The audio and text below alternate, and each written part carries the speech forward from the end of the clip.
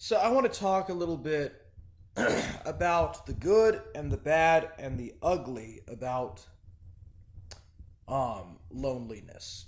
So there are good things about being alone.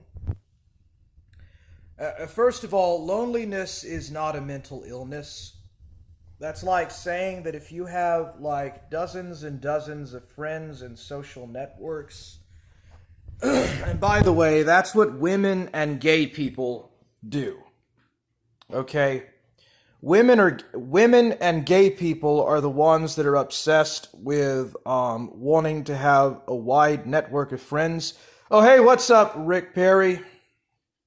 But yeah, it's actually very normal for guys to be alone, and there's nothing wrong with it. You can think clearly, and you can be to yourself. You can be by yourself. And it's actually good to be alone, sometimes when it's appropriate. Self-sustained loneliness has good aspects to it. There are worse things than being alone, Charles Bukowski. Oh, that is so true, man. That is so true. Solitude is a gift. Solitude is the gift. Is that by St. Paul or some other apostle, or is that another Charles Bukowski thing? Yeah, dude. Popularity and trying to be a people pleaser is not worth it. In fact, actually the strong silent types, those are the ones that actually are the most intuitive and the most innovative. Buck again. Oh, so St. Paul did say solitude is the gift. Awesome. So I'm on the right trek here. Yeah. Really the best thing to do is to be set apart from the world. That's what a real Christian does. A real Christian really does kind of want to get off the grid and kind of get away from the modern world, or really just from any kind of society. I could kind of see why there were so many hermits in the Middle Ages, or so many people that took up being monks and becoming hermits and living in cloisters or living in like monasteries and stuff. There's actually a good side of doing that, because when you're not so focused on what other people want or think of you, it makes you a stronger and a better person. You know, it's not for everyone, but it's really a good thing to be alone and to be single. You know, I can just go get a job, a part-time job, you know, and I can find a woman being alone. True, holy, which is Hebrew, holy in Hebrew, kadosh, means to be set apart. Awesome, bro, awesome. Yeah, we should set ourselves apart from the evils of this world. This world is in its nature in a fallen state. People have fallen short of the law. They have fallen short of the grace of God, and man by his own merits cannot come to Christ. He has to be born again before he can even consider taking up a role or a position, you know, of being a man of God or being a man of the church. Very few are ever called, or I'm sorry, many are called, but very few are chosen. Let me rephrase that. There's actually a lot of good stuff about being alone and not engaging too much with people, because a lot of people can be quite toxic. Their ideas and the ideas from people are just inherently bad and just negative. And I've always felt better having my own thoughts and coming to my own conclusions with stuff, you know. Of course, you know, it's important to go to the Word of God as well, you know, and make sure that that is the center, you know, do your devotions and all of that. and pray. Solitude in prayer is the best sort of praying. It is the best way, really, overall, to come to God. So I could understand why there were so many people, like in the medieval period, in the feudal medieval period, that actually wanted to be alone and wanted to become ascetic, become hermits, and live like hermits, and not contribute or take or contribute nothing or take anything, from society, because it's all about self-productivity, complete self-accomplishment, and self-management. You're not giving to society, but you're not taking from society either. It has to go both ways to truly be a hermit. But, yeah, a true man of God, 90% of the time, is going to be alone in this world, and is going to have to endure a lot of solitude, a lot of persecution from his peers. And, I myself, I never got along with anyone in my generation. Like, I was always set out differently from my generation of people in my age group. Like, the stuff that I was into and the stuff that I did, nobody in my group of fellow peers ever did the stuff that I was into. So it's actually a good thing to be set apart. What's up, Ghost of Niccolo? Forge gang, let's go! When we link ourselves to another, especially women, we take in their sin also. That's why the gospel preaches to bear each other's burdens. Hello, what's up, Ontario Cryptoid Investigation? Hello there, sir. How are you doing, man? But invariably, our partner's trespasses outweigh our own. Yeah, women carry over a lot of their sins and a lot of their problems and stuff into the man's life. And this is more so than whatever a man carries into a woman's life. Women are just very social creatures, and they were created purposefully that way by God, so that a woman could never completely be undependent on a man. A woman is always seeking the attention and the affection of a man. The truth is, it's the other way around. Women are always seeking the affection and the companionship of a man. A man doesn't always necessarily need to have the companionship of a woman. What a man really lusts after is a woman's body, and that is really a sin. That is a mortal sin. And it is a grave trespass against the Word of God to necessarily do that. But this idea of staying a virgin, or like staying a virgin, is kind of, in a way, it's kind of not growing up. That's also a sin as well. But yeah, men do not really need women as much as they think they do. But it's really more trouble than it is worth. But the good points of loneliness is you're able to think for yourself. You're literally able to have a clear mind and a clear conscience on some things. And you can just, over time, literally you're able to think for yourself. You break away from social media. You break away from engaging in stuff, and you get off the grid. And you feel better as a person. Since my mother has moved out, I have actually felt better. I felt better about what I'm doing. I do my chores and I do stuff in my own time, and I feel happier and more accomplished for doing that. So there's a lot of good stuff. Now, the bad side about being alone is that you have virtually no one to talk to. There's no one to engage with, and yeah, you become a little bit more determined to perhaps be more outgoing at times than usual, and you're always constantly, like, if you're not careful, you'll be trying to seek the attention or the unnecessary, unmerited attention from others outside of your social circle, and usually that can be a bad thing. So that's the bad side. The ugly side about being completely alone is that if you do it for too long, you could perhaps get a mental illness. But being completely alone and isolated is not going to make you mentally ill.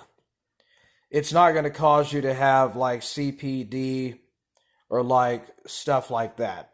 If you're mentally ill, it's because of something else. It's not because you're alone. And overall, I'm not in a big hurry to grow my channel anymore.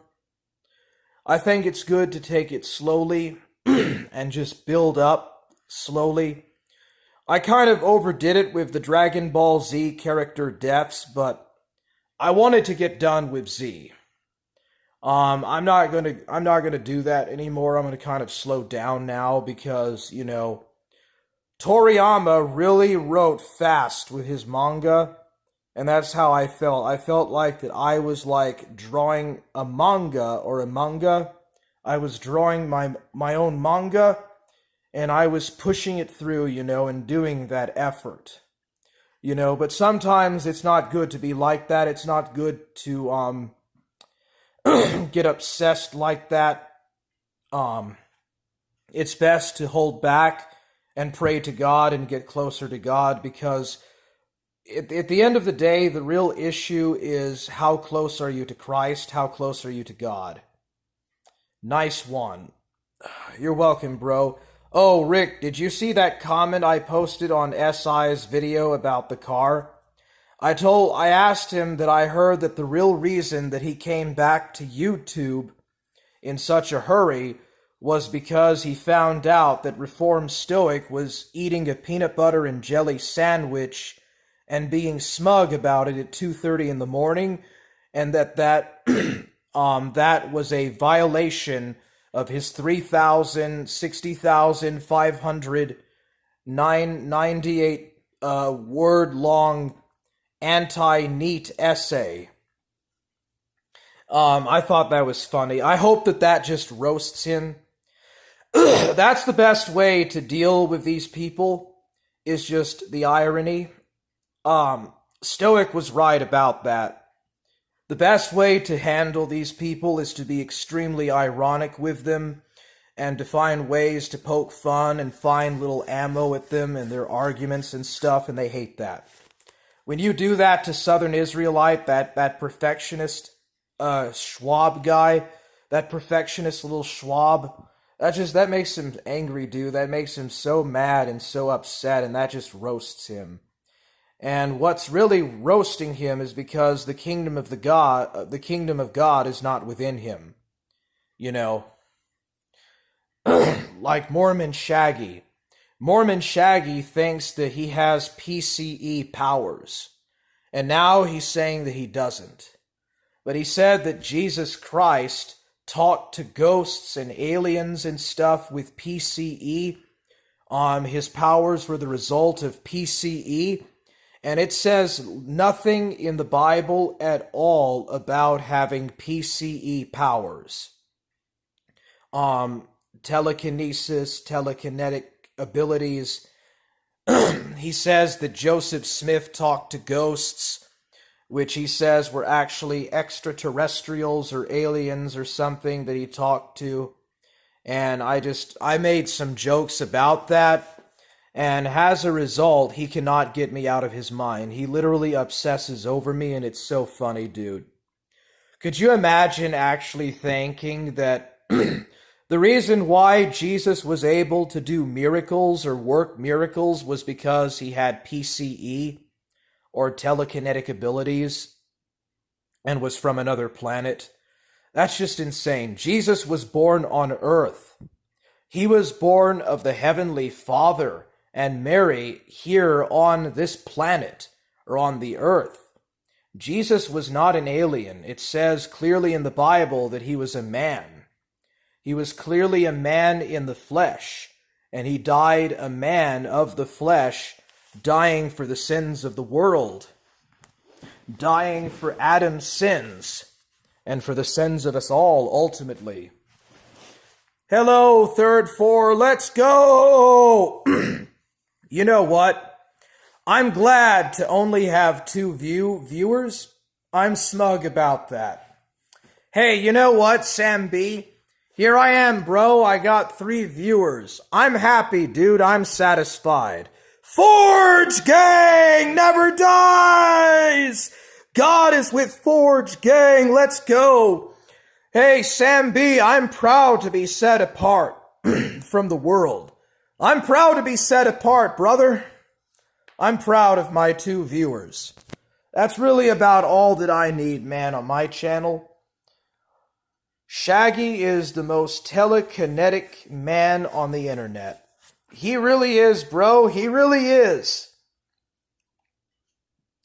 He really is the most telekinetic man to ever live, bro. I'll admit it. Shaggy has that over me. He's got better telekinetic powers than I certainly do. Let him run with it, dude.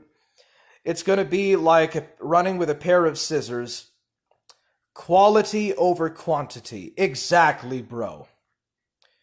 I just need my social circle right here, bro. And that's all I need. The few people that follow me, the 180-something subs that follow me, that's all I need, bro. I don't need anything else. I can accept that. I can accept who I am, and I'm perfectly fine with it. Mormonism was the first public Masonic cult that took the space route. Scientology is a later variant, and that's derived from Hubbard via Crowley's Ordo Templi Orientis. That was a development of irregular masonry. Once the roots and deprivations of these movements are pinpointed, it becomes very easy to debunk. So really, you just have to trace back to the source or the root source. Who was the guy that founded the Quakers? What was his name? Who was that guy that actually founded the Quakers? Didn't he claim that he had some kind of a special calling as a prophet or something? I'm pretty sure he did. So the Mormons were the first to actually talk about space. So they actually believed that there was aliens on other planets in the 19th century when Joseph Smith was alive. And you see, virtually no other Christian denomination at that time was trying to claim that sort of stuff. I recall that the Jehovah's Witnesses also claim that Jehovah's on another planet somewhere out in space. So once the roots and derivations of these movements are pinpointed, it becomes very easy thereafter to debunk. Oh, absolutely so, bro. Yes, it's... Dude, who comes up with these ideas and stuff? Is it the secret societies? Joseph Smith, like one day after he became a Mason, he was a 33rd degree. Like he had already jumped to being a 33rd degree Mason. Like he was some kind of a rogue Freemason. Can you red pill me on... Can you red pill me on the Amish? The Amish are basically pacifists, and I think that they hold to the idea of keeping the Sabbath on Saturday. I'm not 100% for sure about that, but they have a lot of rules. They are among the least depressed people in the Western world. They grow their own food, and basically they live off the grid. But they're anti-slavery, or they were historically anti-slavery. There is a lot of Amish and Mennonites up in Pennsylvania, and, well, they spread out to Iowa and to Michigan, and they're all over the Midwest now, but they used to be in Pennsylvania and Virginia also. Some of them also lived in the South, but they're basically people that believe that they're Latter-day Christians and they live off the grid. Who is that guy in the 1500s in Frisia that founded the Anabaptists? But the Amish and the Mennonites are an offshoot of the Anabaptists. The Pleiades are the seed of Jehovah. Yeah, I don't think that nobody really literally knows where Jehovah's actually at. We know that it's the heavenly sanctuary and it's up above the dome of the heavens, but that doesn't necessarily mean it's on another planet. Living off the grid sounds based. It does. Actually, it really does. But there were the Dunkers, there was the Mennonites, there were the Amish, they were Arminianists. And there's a lot of problems about Arminianism. Calvinism is actually, I think, superior to Arminianism. But the Arminianists, they tend to believe that everyone is destined to be saved, and that everyone on their own free choice and free will can be saved. Calvinists believed in predetermined or divine election, or in the elect. Arminianists don't. The Masonic cults always contain some element of astro-theological speculation. Freemasonry's blazing star is Venus, for instance. Really? Yeah, I would agree, basically, bro. Well, didn't Isaiah talk about Lucifer as being the morning star? Like, Isaiah referred to Lucifer as the son of the morning star, and to have then fallen, only to rise so high and mighty, only to fall incredibly to the lowest pits of hell. The Pleiades is probably not a physical place in the universe. Yeah, I don't think it is, bro. Malice. All Abrahamic faiths are stupid. I'll see myself out. Alright, bro. Catch you later, man. I bet you'll come back soon. Biblically speaking, Jehovah is seated in the sanctuary above the firmament. Yeah, that's what the Bible says, but the firmament was broken up during the great flood.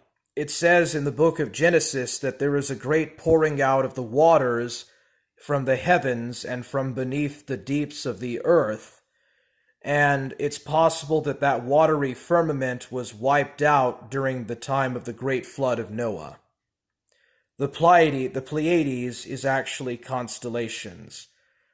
What he's saying, what the third four is saying by that malice, is that he's saying that there's no life, or there's no angels or demons or nothing like that on the Pleiades.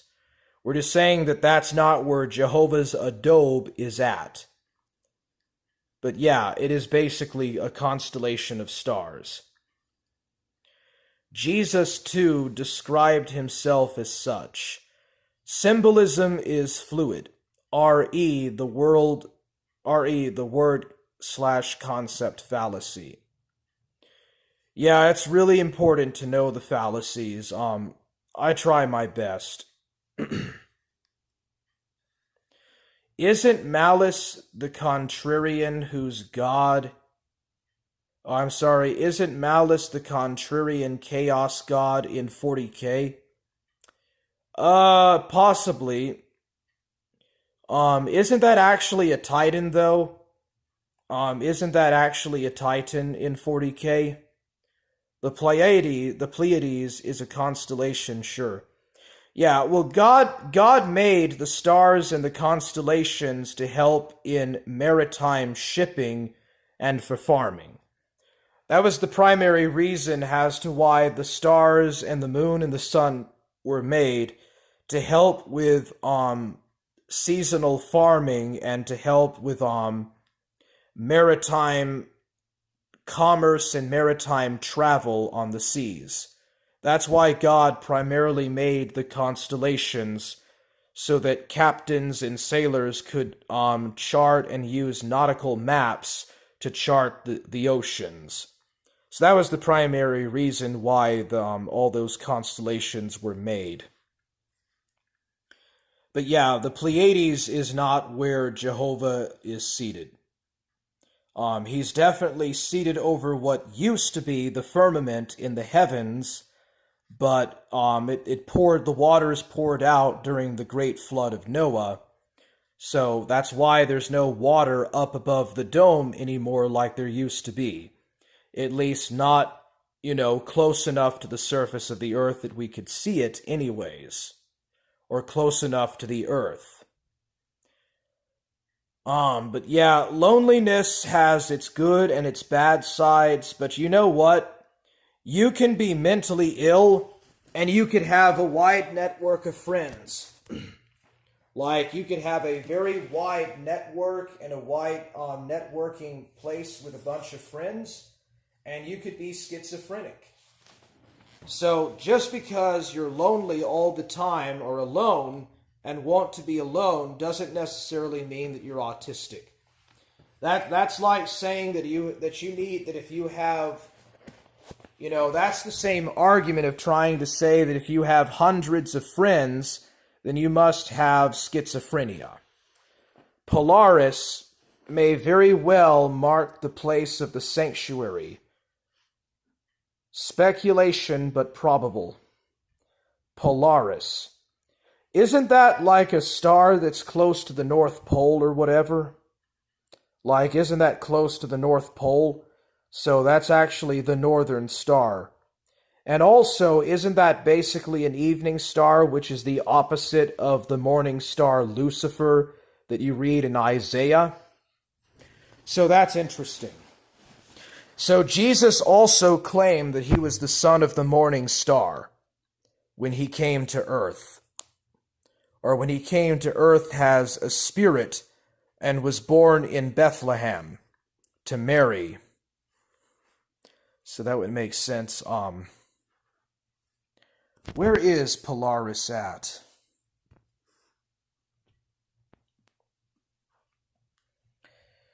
Really am trying to keep the house clean here.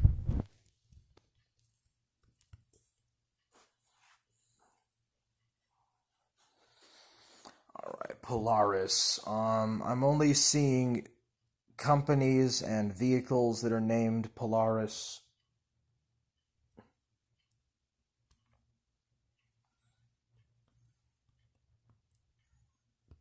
There we go.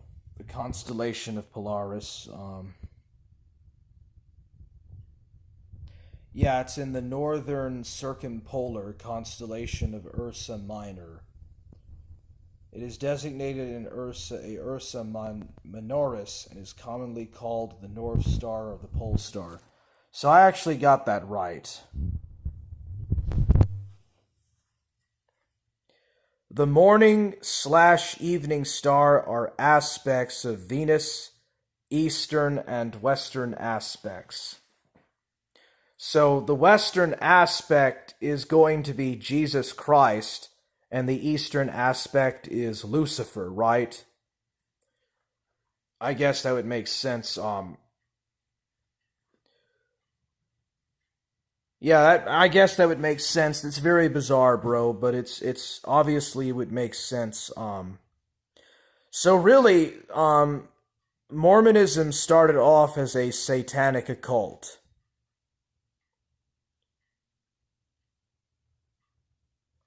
The Greeks thought these were different bodies, but the earlier Babylonians knew they were the same.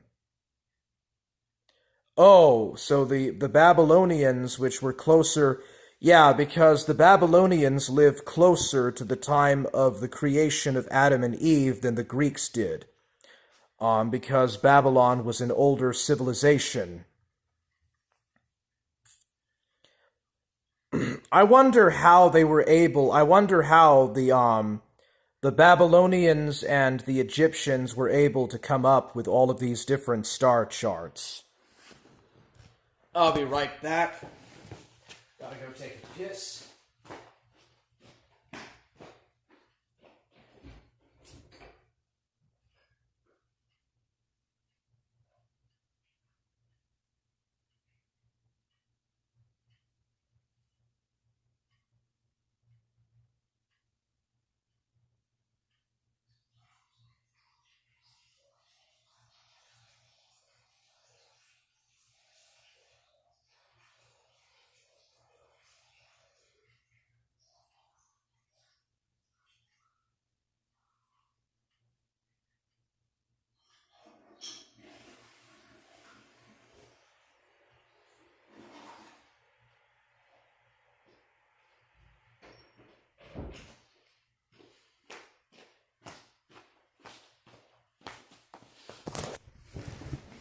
Didn't the Egyptians have star charts before the Babylonians did, though? The Greeks thought they were different bodies, but the earlier Babylonians knew they were in fact the same. The Pleiades and the Polaris star systems are Ursa Minor. The Hebrews shared the Babylonian cosmology. Well, it's because they were closer to where the Great Flood took place, and they were also closer and older civilizations than the Greeks. The Greeks lived further away from the center of the earth, and they were a younger civilization. Babylonians predate the Egyptians. How old are the Egyptians? They say that their civilization goes back to 2,600 to 3,100 BC, before the birth of Christ. But the Egyptians were in Africa, and the Babylonians were in southwestern Asia, and closer to the center of the events of the Bible. But the Septuagint says that the Great Flood happened around 3,100 BC, and that's actually closer to the dates of the start of all of these civilizations. So that's kind of interesting. That would actually make better sense, and it would be closer to what archaeology says. But, it is possible that Manetho probably got a lot of the dating of the early dynasties wrong. A lot of Egyptologists, they rely on Manetho's chronology, and he lived during the Ptolemaic period. And he was talking about like the 30 different dynasties of Egypt. So the Babylonians are an older culture. World Empire, the system of the beast, is customarily termed Babylon the Great, just because it was its first instantiation. Yeah. Well, the Babylonian Empire was a lot older than the Book of Daniel. Like, the Book of Daniel was composed in the 6th century BC, and Babylon, goes back 2,000 years before even that. But yes, Babylon was the first major globalist empire or major globalist elitist system. The first empire to have a lot of these mercantile orders or mercantile groups that emerged and have basically tried to design and create the moneyed power. For example, the first currency was in Phrygia, in Asia Minor, or was it Lydia? But yeah, the first world coinage system was in Babylon and in Asia Minor or in Anatolia. And the Greeks and the Romans and the Persians adopted their coinages from that. But, dude, how does India and China play into all of this? Like, China and India are not that much younger than Babylonia and Egypt are, and neither is Greece. And all of these cultures collapsed in the Bronze Age, or during the Bronze Age collapse. Like, all of these major empires fell apart. You know, they were attacked by the Sea Peoples. You know, but the flood of Noah happened like 2,000 years before the Bronze Age collapse, at least. And then Abraham lived in about the middle of this, 1,000 years before the Bronze Age collapse and 1,000 years after the great flood of Noah, or something like that. The events in the book of Genesis happen over a very vast span of time. So a lot of these systems of polytheism or polytheism started in Babylon. Babylon was like the major world center of a lot of these polytheistic cults. So that would make a lot of sense. How is your He-Man and... Let's see, your He-Man, and what else did you have? Darn it, bro, I can't remember the other one. Oh, well. Interestingly, the feudal system was cashless, and its predecessor, tribal society, had cash. Money started to enter feudalism in the 13th century, and many writers use that as a cutout point, rather than the 14th. Yeah, medieval Europe. Well, medieval Europe was divided and basically stuck in a sort of Roman-like provincialism, you know. But the system of the tribes and stuff were gone, like... All of the tribal networks were gone by then, and it had all been completely replaced with feudal monarchies. But the monarchy was not actually the most powerful institution. It was actually different feudal, local, regional feudal warlords, dukes, and like different types of princes and stuff. It's incredible how recently all of this centralization has happened. Only really since the industrial age. So how did people trade in a cashless society? Because I think the Vikings used coins, but the medieval Christian peasants did not at the same time. Like, the Christian world was against the coinage moneyed system. The cashless system is a good thing, rather than the cashless system we will face. Well, dude, this, Bitcoin and, dude, all of these cryptocurrencies are going to fail. There it goes. There goes the industrial, technocratic machines of the age.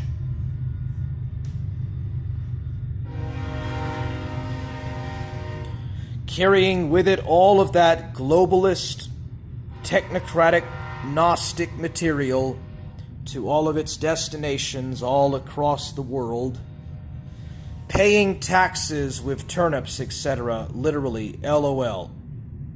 But that's really the best type of system to live in terms of human civilization. Like, you have said that the feudal age was a glorious time to have lived, because people dedicated and pushed their pastimes in trying to please and follow after Christ and the apostles, and not try to make wealth of them, or try to be wealthy, dude. Trying to be rich and trying to be a millionaire is not worth it. I think it's overrated. I think that fame and fortune is overrated.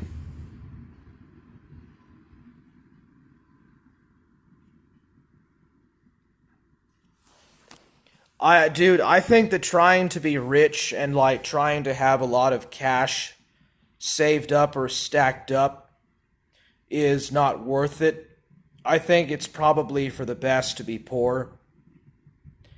Paying taxes with turnips. So that's how it lived. That's how people lived.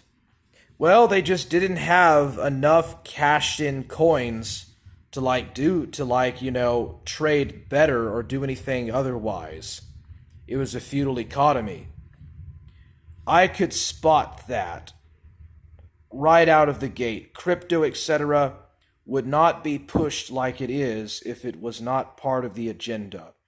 Yeah, I will never invest in any kind of cryptocurrencies. I don't care how Bitcoin, Monero, and like all these other cryptos are successful. Gold and silver will still be valued currencies, and so will barter when Jesus returns during the second coming. None of these cryptos are going to last the century. Yeah, mammon is the source of all evil. The more you have, the more problems you have. Well, you just stay in perpetual debt. Your taxes go up. The higher that your figures are, literally the higher your taxes go up, the more bills that you have to pay, the more stuff that you owe on, like the more things that you need to owe paying off on. It's really not worth it, bro. It's actually best to just stay relatively poor, but not below the poverty line. Really the best thing to do is just try to stay above the poverty line and not try to make a lot of money. Being a millionaire is overrated. Elon Musk has to always go to work. He has to go to briefings and press conferences. Like, Elon Musk is completely a man of the world. He is completely stuck into and is basically a slave to his own pockets.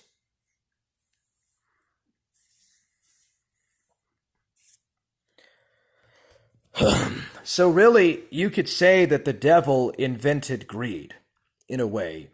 The devil invented the moneyed power, and he started, this phenomena of wanting to get wealthy under the assurance that, people would not come to God or would not try to find anything more than just trying to merely go for gold and silver. Totally evil and bad. No wonder so many people of the world despise the feudal system. No wonder these mercantile orders were so in a hurry to kill off these monarchies and try to install and create technologically based technocracies. Like Ted Kaczynski with his Unabomber manifesto had it spot on. The leftists cannot survive without a scientifically backed technocracy. This is exactly what the devil does, or how the devil controls the world. These folk, Musk, Gates, etc., I'm not convinced their money is their own. If you look at their inheritance plans, they always declare that they're not leaving their fortunes to their kids. So really, all of that vast summation of wealth is just nothing. It's all a bunch of fiat empty figures. And they're not going to even leave that wealth to their children. It's because they're controlled by the Rockefellers. The Rockefellers and these older people like the Bushes, the Rockefellers, the Ashtons and stuff, they're the ones that gave these men their wealth. Mark Zuckerberg, Elon Musk, and Bill Gates are just front men for the Rockefellers. This is because it doesn't belong to them, they're just agents. Yeah, front men for the NWO. Paul McCartney also said the same thing. RE inheritance. Wasn't Paul McCartney also a multi-billionaire? So really, this type of access to wealth is not their own. It's just something that the Rothschilds and the Warburgs and the Rockefellers, the Roosevelts, the Ashtons, the oh darn it, all of these different people, basically leave them. So really, the real inheritance is to know God. Like, the real treasures of this world are in heaven. Like, don't store up your wealth on this world, for you will have treasures up in heaven for you, that God will give you. So, like, God has already stored up treasures for his children, the people with the kingdom of God in their hearts and minds up in heaven already. So why try to find the wealth and inheritances of this world?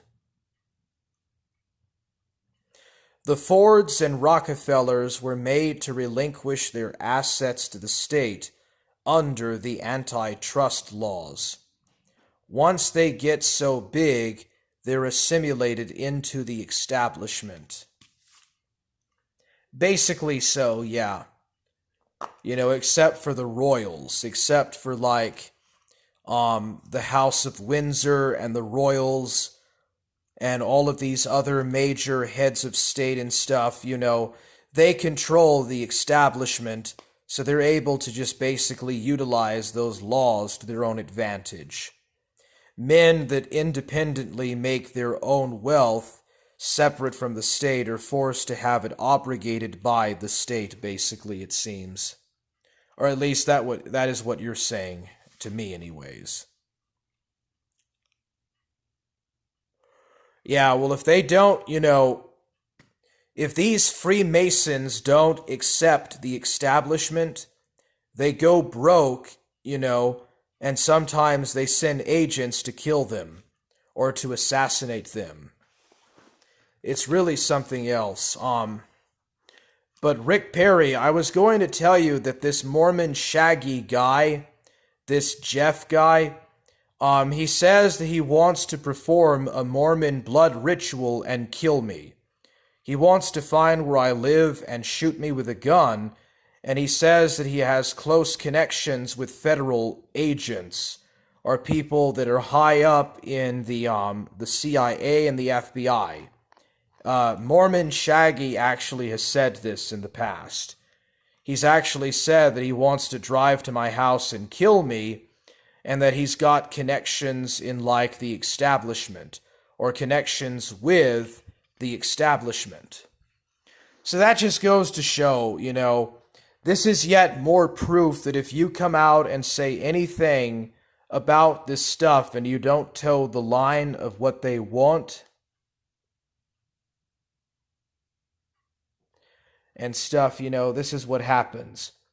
I sent you a message on Facebook, RE Blood Atonement.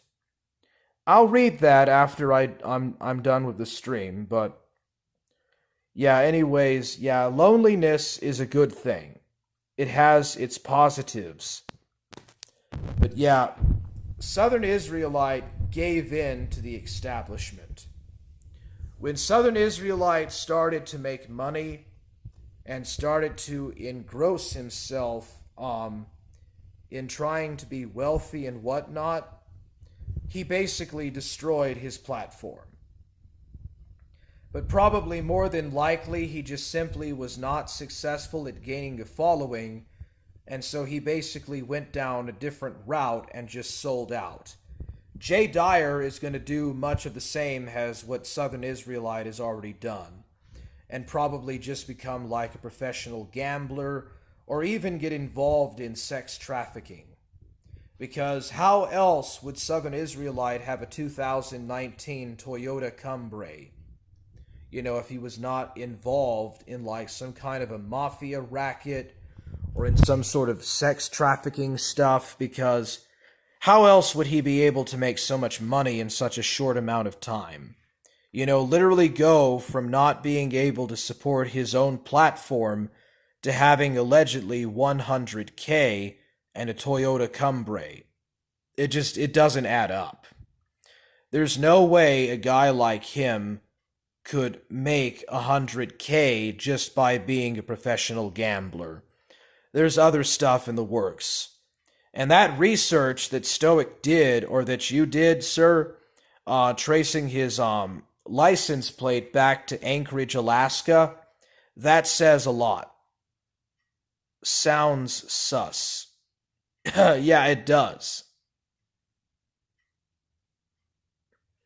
Yeah, Jay Dyer has been absorbed into the InfoWars faction and was seen to promote the Capitol Hill PSYOP with Jones and Fuentes. Oh, absolutely, dude, yes. And Nick Fuentes is like a cat boy. He's doing his streams on Cozy TV now, and he's basically over there like just being a cat boy and wanting to have sex with other guys that are into anime. It's really crazy, bro. Hey, what's up, Brucey? Forge Gang never dies. Let's go. Forge Gang. Forge Gang and Wolf Gang. Let's go.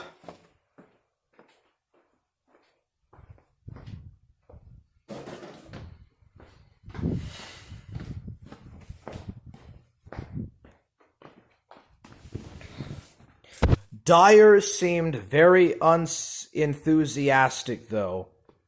I think he's genuine about orthodoxy, but he's been maneuvered into being compromised. Well, he hasn't, he didn't speak out about the merchants. He did not speak out about the mercantile guilds and the control of the Freemasons and the Satanic orders.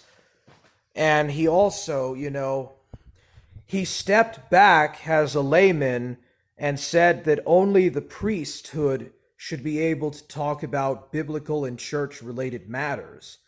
And he stepped back as an Orthodox layman. That's what he did wrong. SI will never address the elephant in the room, which is Anchorage 2016.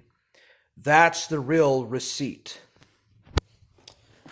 Yeah, and as soon as, it's interesting, but as soon as this was figured out, all of a sudden, he's doing a video showing that his registered vehicle.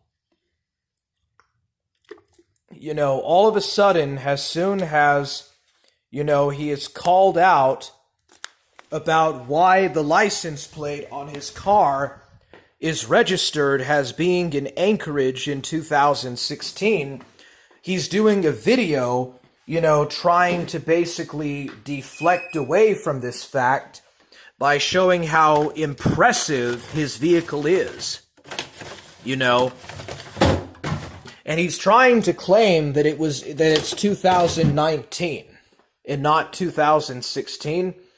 He says that it's a 2019 Toyota Camry, but evidently it was manufactured before that. So that is really bizarre.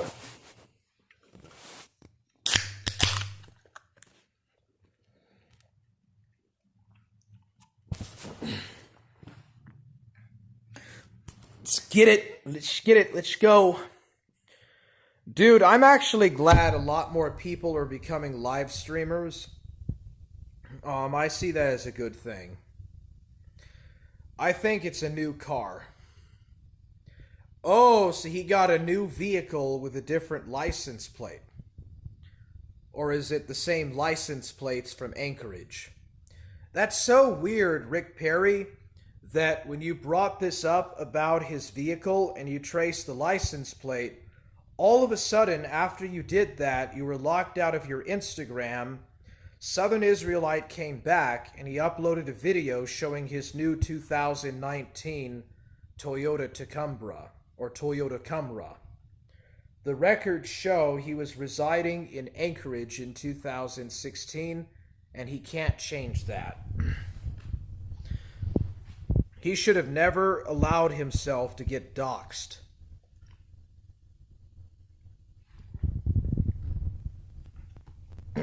He should have never allowed himself to ever get doxxed. By putting out or allowing so much information about who he was, he allowed people to successfully trace him. And now there's this big, enormous elephant in the room, this PPP elephant that's in the room, and now, he's not going to really address it. It's really hilarious, bro. It's as if the only reason he came back to YouTube and showed that he got a new car was to try to deflect away from this fact. That he was in Anchorage in 2016.